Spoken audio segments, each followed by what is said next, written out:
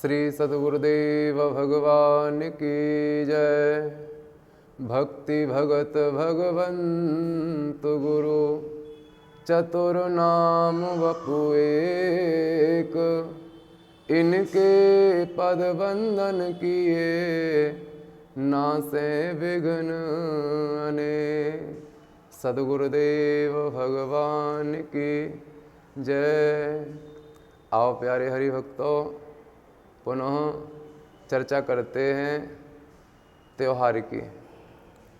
कार्तिक महीना जो पावन महीना है, परमात्मा हर रूप में अपने भक्तों की इच्छा पूर्ति करने के लिए तत्पर रहते हैं।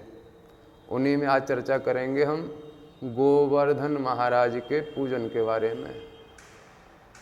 इस वर्ष का जो गोवर्धन का पूजन है 14 नवंबर 2023, हम और आप, जहाँ तक पूरा विश्व बड़े हर्ष और उल्लास के साथ में इस पर्व को मनाता है।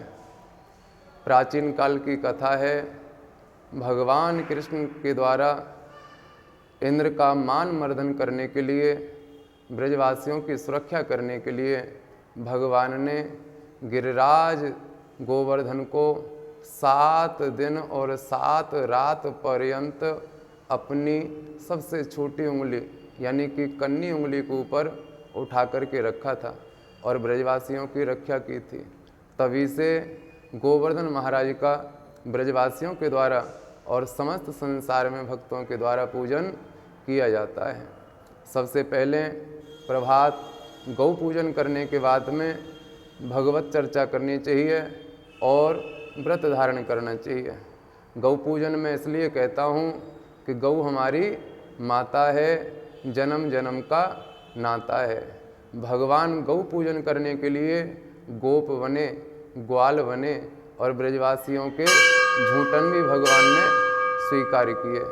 आप लोगों से मैं निवेदन करता हूँ कि आप भगवान को 56 प्रकार के व्यंजन या 36 प्रकार के व्यंजन भगवान को अर्पण करें और अगर संभव हो सके तो कहीं मंदिर देवालय या हमारे पुजारियों के द्वारा जो भगवान की आकृति यानी कि गोवर्धन महाराज निर्माण किए जाते हैं, वहाँ जाकर के 7 परिक्रमा गोवर्धन महाराज के लगाने चाहिए।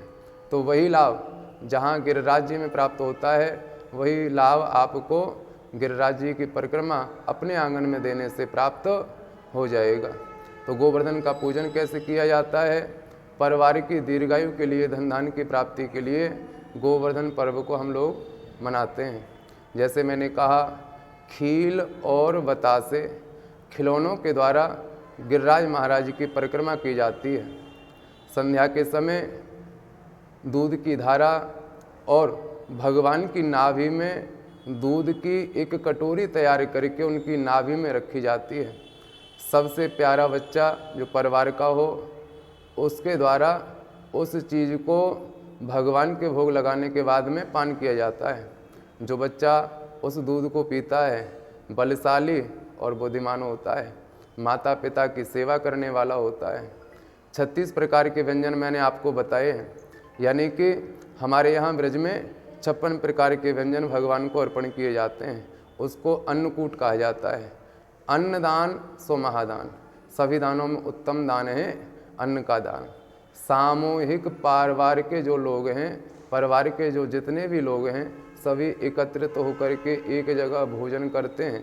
उससे क्या है कि सभी परिवार के लोगों का आपस में प्रेम और प्यार बना रहता है। इसीलिए गोवर्धन की विशेषता है कि परिवार में एकत्रित होकर के सभी को यह पर्व मनाना चाहिए। मेरी ओर से और मेरी टीम की ओर से बहुत बहुत शुभकामना सभी भक्तों के लिए। मैं आशा करता हूँ कि गिरिराज महाराज जी उनको दीर्घायु प्रदान करेंगे, धन धान्य की प्राप्ति करेंगे।